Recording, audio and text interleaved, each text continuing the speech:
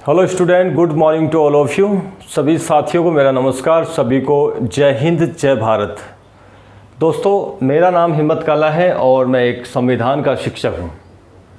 आज हम भारत के संविधान के आर्टिकल 21 पर बात करेंगे। आर्टिकल 21 के बारे में जानेंगे, आर्टिकल 21 के बारे में चर्चा करेंगे। आपकी जानकारी के लिए मैं बता देना चाहता हूं कि भारत के संविधान में वर्तमान में 395 आर्टिकल्स हैं और सभी आर्टिकल्स में अलग अलग बातें लिखी हुई है। सभी आर्टिकल्स महत्वपूर्ण हैं, सभी आर्टिकल अच्छे हैं, लेकिन आज हम इस वीडियो के माध्यम से अनुच्छेद 21 को समझने की कोशिश करेंगे। अनुच्छेद 21 यकीन माने कहीं न कहीं आपको एग्ज़ाम में देखने को मिलेगा। अनुच्छेद 21 काफ़ी महत्वपूर्ण है। अनुच्छेद 21 लगभग एग्ज़ाम में पूछा गया है। 21 के बारे में हम इस बोर्ड पर चर्चा करेंगे, इस बोर्ड के माध्यम से जानकारी लेंगे। इससे पहले मैं आपको एक बात बताना चाहता हूं कि हिम्मत काला 83 के नाम से मेरा यूट्यूब चैनल चलता है। उस यूट्यूब चैनल को आप सर्च करो, वहां पर आपको काफ़ी वीडियो मिलेगी भारत के संविधान से संबंधित और काफ़ी डाउट्स आपके दूर हो गए। एक विशेष जानकारी और बताना चाहता हूँ, हिम्मत काला 83 के नाम से एक ऐप लॉन्च किया गया है और ये ऐप आपको प्ले स्टोर पर मिलेगा। आप प्ले स्टोर पे जाए, वहाँ पर सर्च करें, हिम्मत काला 83 टाइप करें, आपको हिम्मत काला 83 के नाम से ऐप मिलेगा। उसे डाउनलोड करें। इस ऐप का और इस यूट्यूब चैनल का उद्देश्य मात्र संविधान की जानकारी देना है।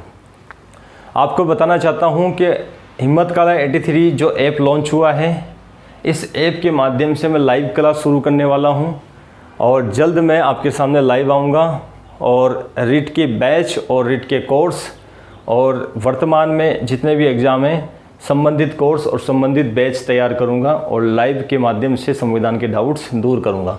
तो दोस्तों, आइए आज का अपना जो मेन टॉपिक है अनुच्छेद 21। अनुच्छेद 21 क्या कहता है पर हम बात कर रहे हैं। अनुच्छेद 21 की चर्चा करेंगे, आर्टिकल 21 की चर्चा करेंगे, आर्टिकल 21 के बारे में जानेंगे। अनुच्छेद 21, अनुच्छेद 21, अनुच्छेद 21 में लिखा है जीने का अधिकार। अनुच्छेद 21 में लिखा है जीने का अधिकार, जीने का अधिकार। अनुच्छेद 21 में लिखा है जीने का अधिकार। अनुच्छेद 21 में लिखा है जीने का अधिकार। अनुच्छेद 21 में लिखा है प्राणदैहिक स्वतंत्रता। अनुच्छेद 21 में लिखा है प्राणदैहिक स्वतंत्रता, प्राणदैहिक स्वतंत्रता। आपके सामने क्वेश्चन ये पूछा जा सकता है कि अनुच्छेद 21 भारत के संविधान का आर्टिकल 21 क्या बोलता है। तो आपको ध्यान रखना है कि अनुच्छेद 21 बोलता है जीने का अधिकार, अनुच्छेद 21 बोलता है प्राणदैहिक स्वतंत्रता। अनुच्छेद 21 विशेष आर्टिकल है, काफ़ी अच्छा आर्टिकल है। इसे समझने की आवश्यकता है, बार बार इस आर्टिकल को पढ़ना। यकीन मानना कि कहीं ना कहीं आपको ये आर्टिकल, भारत के संविधान का ये आर्टिकल कहीं ना कहीं आपको एग्जाम में देखने को मिलेगा। जीने का अधिकार, प्राणदैहिक स्वतंत्रता की बात अनुच्छेद 21 करता है। अनुच्छेद 21 जो है ये विधि द्वारा स्थापित प्रक्रिया पर आधारित है। अनुच्छेद जो 21 है, अनुच्छेद जो 21 है ये विधि द्वारा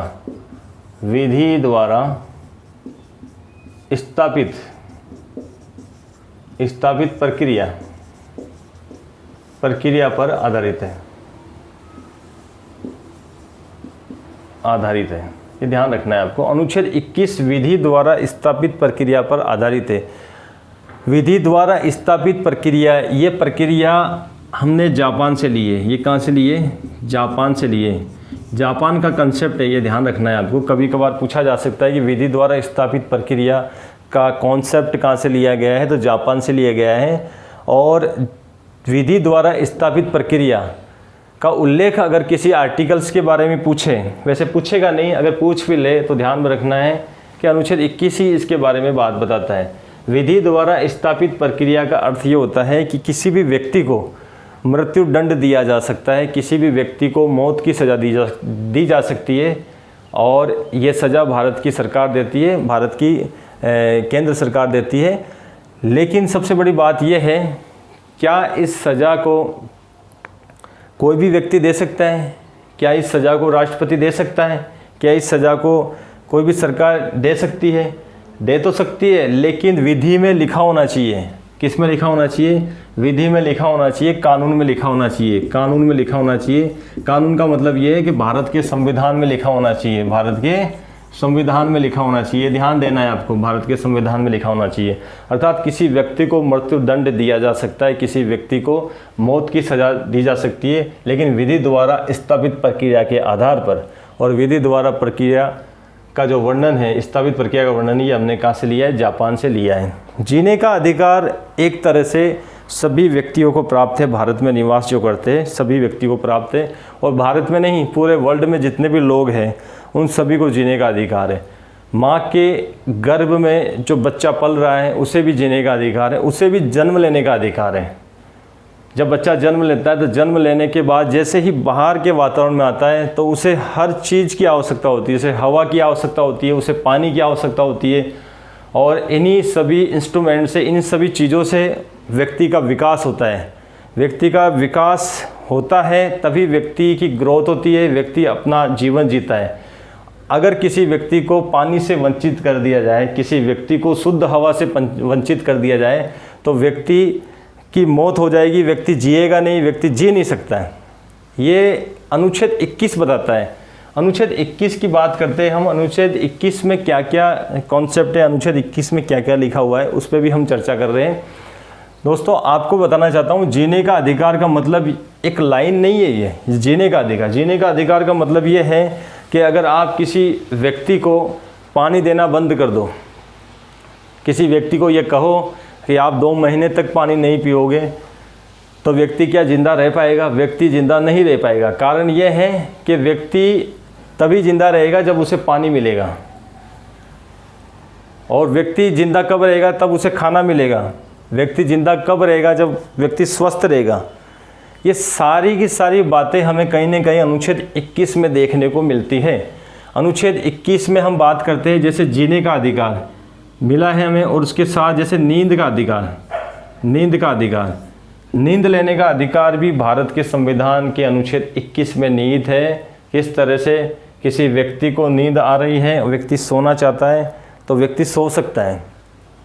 अगर कोई व्यक्ति उसे डिस्टर्ब करता है, व्यक्ति ये कहता है कि तू नहीं सोएगा, तो आप अनुच्छेद 21 का उल्लंघन करते हो। उस व्यक्ति की नींद को आपने छीना है, तो नींद को छीनना या नींद के अधिकार को समाप्त करना, इसका मतलब यह है कि अनुच्छेद 21 को आप समाप्त कर रहे हो। अनुच्छेद 21 में निहित बात जीने के अधिकार से वंचित कर रहे हो उस व्यक्ति को। तो ऐसा नहीं होना चाहिए। सभी व्यक्ति को सोने का अधिकार है, सभी व्यक्ति को नींद का अधिकार है। इसी के साथ कुछ बातें ऐसी होती है, जैसे मान के चलो पानी पीने का अधिकार, पानी पीने का अधिकार, पानी पीने का अधिकार, जैसे शुद्ध पानी, शुद्ध पानी। हर व्यक्ति पानी पीता है और पानी के द्वारा ही व्यक्ति जीता है। अगर व्यक्ति को पानी नहीं मिलेगा तो व्यक्ति की कहीं ना कहीं मृत्यु हो जाएगी, जल्द मृत्यु हो जाएगी। तो जीने के अधिकार में पानी का अधिकार भी आता है, शुद्ध पानी का अधिकार भी आता है। कुछ लोग ऐसे हैं जो बिस्लरी का पानी पीते हैं, कुछ लोग ऐसे हैं जो कैंपर का पानी पीते हैं, कुछ लोग ऐसे हैं जो नल का पानी पीते हैं। तो हर व्यक्ति की सोच अलग है, हर व्यक्ति की भावनाएं अलग है, हर व्यक्ति की थिंकिंग अलग है। उसे ये लगता है कि मैं कैंपर का पानी पीकर ज़्यादा समय तक जीवित रह सकता हूँ, तो ये उसकी सोच है, ये उसका अधिकार है। और ये अधिकार कहाँ पर लिखा हुआ है? जीने का अधिकार, ये अनुच्छेद 21 में लिखा हुआ है। अगर आपको मैं बताना चाहता हूँ वायु का अधिकार, वायु का अधिकार, वायु कैसी? शुद्ध वायु। आपको पता होना चाहिए कि गाँव में शुद्ध हवा मिलती है, और शुद्ध हवा के द्वारा गाँवों के लोग वहाँ ज़्यादा जीवित रहते हैं। शहर में इतनी शुद्ध हवा नहीं होती है। किसी गांव के व्यक्ति को आप जब किसी शहर में लाकर किसी फ्लैट में या किसी रूम में पैक कर देते हो, तब आपको ये अंदाज़ा होना चाहिए कि व्यक्ति 2, 3 दिन, 5 दिन, 10 दिन रुकता है, उसके बाद ये बोलता है कि मुझे तो अपने स्थान पे जाना है, मुझे अपने गांव में जाना है। वो ऐसा इसलिए बोलता है कि मुझे शुद्ध वायु चाहिए, शुद्ध पानी चाहिए और शुद्ध नींद चाहिए। उसे लगता है कि मैं यहाँ पर अगर इस तरह से रहा तो मैं जीवित नहीं रहूँगा, इसलिए व्यक्ति क्या करता है? गांव की तरफ पलायन कर जाता है और अपने अधिकारों का प्रयोग करता है। और जीने का अधिकार अनुच्छेद 21 में निहित है, और शुद्ध पानी, शुद्ध नींद और वायु का अधिकार भी कहाँ पर है, हमें अनुच्छेद 21 में देखने को मिलता है। इसके साथ हम बात करते हैं नींद का अधिकार के साथ साथ, पानी के अधिकार के साथ साथ, वायु के अधिकार के साथ हम बात करते हैं निजता का अधिकार। निजता का अधिकार का मतलब है प्राइवेसी का अधिकार। सभी व्यक्ति को प्राइवेसी का अधिकार मिला है। प्राइवेसी का मतलब ये होता है आप अपने अकाउंट्स को प्राइवेसी रख सकते हो, ठीक है। आप अपने मोबाइल में लॉक लगाते हो, प्राइवेसी रख सकते हो। तो ये प्राइवेसी का अधिकार भी कहाँ है, अनुच्छेद 21 में। प्राथमिक चिकित्सा का अधिकार, प्राथमिक चिकित्सा का अधिकार, प्राथमिक चिकित्सा का अधिकार भी कहाँ मिलेगा, फर्स्ट एड का अधिकार भी कहाँ मिलेगा, जीने का अधिकार भी मिलेगा। कहने का अर्थ यह है कि अनुच्छेद 21 में, भारत के संविधान के अनुच्छेद 21 में सभी व्यक्ति को जीने का अधिकार दिया गया है। किसी व्यक्ति को मृत्युदंड दिया जा सकता है, लेकिन विधि द्वारा स्थगित प्रक्रिया के आधार पर ही दिया जा सकता है। एक बात आपको मैं कहना चाहता हूँ, अगर किसी व्यक्ति को आप डिस्ट्रॉय करना चाहते हो, किसी व्यक्ति को आप मारना चाहते हो, तो आप उसके जीने का अधिकार छीन लो। जीने के अधिकार में आपको पता है नींद का अधिकार आता है, पानी का अधिकार आता है, वायु का अधिकार आता है, निजता का अधिकार आता है, प्राथमिक चिकित्सा का अधिकार आता है, और भी काफ़ी अधिकार आते हैं। अगर ये अधिकार व्यक्ति को नहीं मिलेंगे तो व्यक्ति अपना जीवन नहीं जी सकता है। इसलिए इस अनुच्छेद के बारे में सभी को जानकारी होनी चाहिए। मैं आपको बताना चाहता हूं दोस्तों, भारत के संविधान का अनुच्छेद 21 सभी व्यक्ति को जीने का अधिकार देता है, सभी व्यक्ति को प्राण दैविक स्वतंत्रता देता है। इस तरह से ये आर्टिकल काफ़ी इम्पोर्टेंट है और इस आर्टिकल को समझने के लिए मेरा वीडियो देखें। जय हिंद, जय भारत।